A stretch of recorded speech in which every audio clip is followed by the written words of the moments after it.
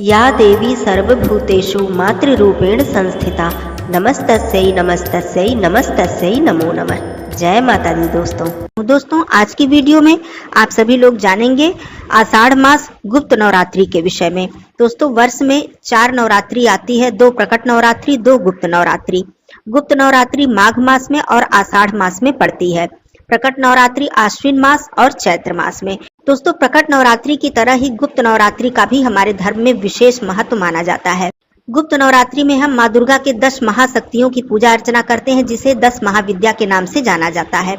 दोस्तों आज मैं बात करूंगी कि गुप्त नवरात्रि कब से शुरू हो रही है, कब समाप्त हो रही है, कलश स्थापना का शुभ मुहूर्त क्या है, हम पूजन अर्चन कैसे करें, जैसे कि जन साधारण लोग, जन सामान्य लोग, हम लोग पूजा अर्चना कैसे कर सकते हैं, क्या अखंड ज्योत, कलश की स्थापना, ज्वारे बोना, ये सारे कार्य बहुत ही आवश्यक है, क्या कन्या पूजन करना आवश्यक है, और सबसे बड़ी बात कि 10 महाविद्याओं की जो पूजा अर्चना हम करते हैं गुप्त नवरात्रि में, तो उनके चित्र और प्रतिमा रखना आवश्यक है या फिर हम पूजन अर्चन कैसे कर सकते हैं। बहुत सारे प्रश्न, बहुत सारे आप लोगों के जो भ्रम है वो दूर होने वाले हैं। तो आइए एक एक करके सारी बातों को समझ लेते हैं। देखिए दोस्तों, सबसे पहले मैं बता दूं कि प्रकट नवरात्रि से भी अधिक ज्यादा फल और अधिक ज्यादा पुण्य की प्राप्ति हमें होती है गुप्त नवरात्रि में, यदि हम विधि विधान से माता रानी की पूजा अर्चना करते हैं और उनसे अपनी मनोकामना कहते हैं, श्रद्धा पूर्वक उनसे प्रार्थना करते हैं, उनके चरणों में शीश झुकाते हैं। लेकिन बात यहाँ पे आती है कि क्या ये साधना केवल तांत्रिक लोगों के लिए है, जो लोग विशेष कर्म कांड करते हैं, तंत्र साधनाएं करते हैं, उन्हीं लोगों के लिए क्या गुप्त नवरात्रि में सारे विधि विधान हैं, हम गृहस्थ लोगों के लिए नहीं है? बिल्कुल है। देखिए सबसे बड़ी बात तो मैं ये बताना चाहती हूँ, कलश स्थापना करना या ज्वारे बोना, अखंड ज्योत जलाना या फिर कन्या पूजन करना, ये सारी चीजें आपकी इच्छा के ऊपर निर्भर है। बात यहाँ पर ये आती है कि गुप्त नवरात्रि में जो भी पूजा अर्चना, जो भी साधना की जाती है वो गुप्त तरीके से की जाती है, जैसा कि नाम से ही आप लोग समझ पा रहे हैं कि ये गुप्त नवरात्रि है। तो ऐसे में थोड़ा सा कठिनाई हो जाती है कि यदि हम कलश स्थापना करेंगे, यदि हम कन्या को पूजन के लिए बुलाएंगे, अखंड ज्योत ज्वारे इत्यादि बोएंगे, तो ये सारी चीजें कहीं ना कहीं लोगों की नजर में आ जाती हैं। और मान लीजिए किसी ने कोई प्रश्न कर दिया, तो उससे क्या होता है, यदि हम कोई संकल्प लेकर या फिर कोई विशेष मनोकामना के लिए वो कार्य कर रहे हैं, तो वो कार्य जो है हमारा पूर्ण नहीं हो पाता है, उसमें बाधा आ जाती है।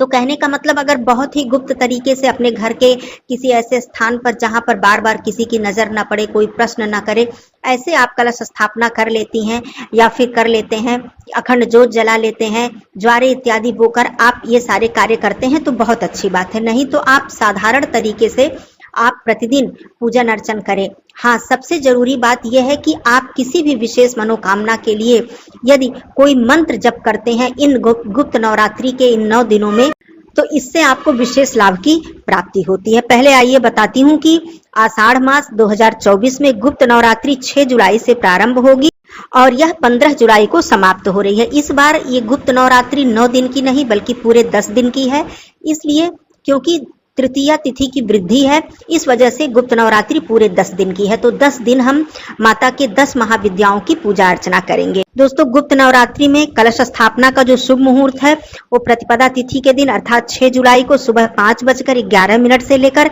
7:26 तक का है, और दूसरा मुहूर्त है सुबह 11 बजे से 12 बजे तक, जो कि अभिजीत मुहूर्त है। इन दोनों मुहूर्त में आप कलश की स्थापना कर सकते हैं।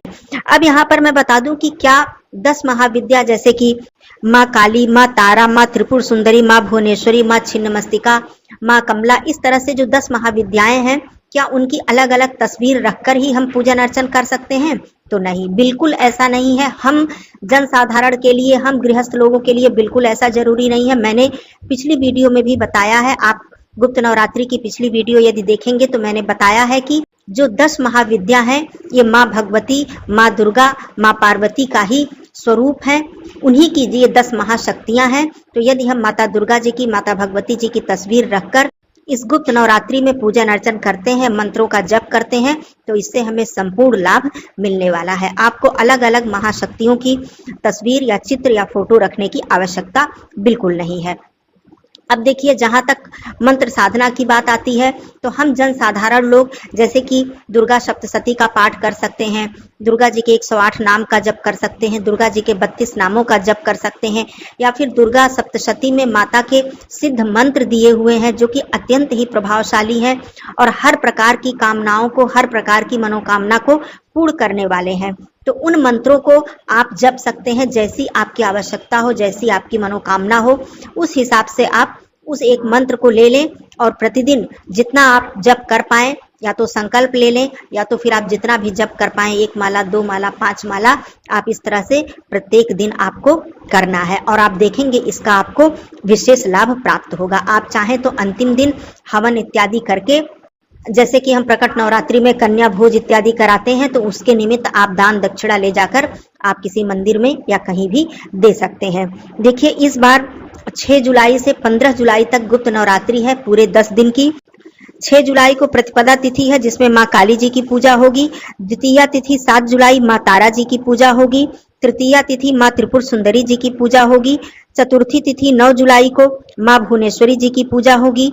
पंचमी तिथि 10 जुलाई माँ छिन्नमस्तिका जी की पूजा होगी। षष्ठी तिथि 11 जुलाई माँ त्रिपुर भैरवी की पूजा अर्चना होगी।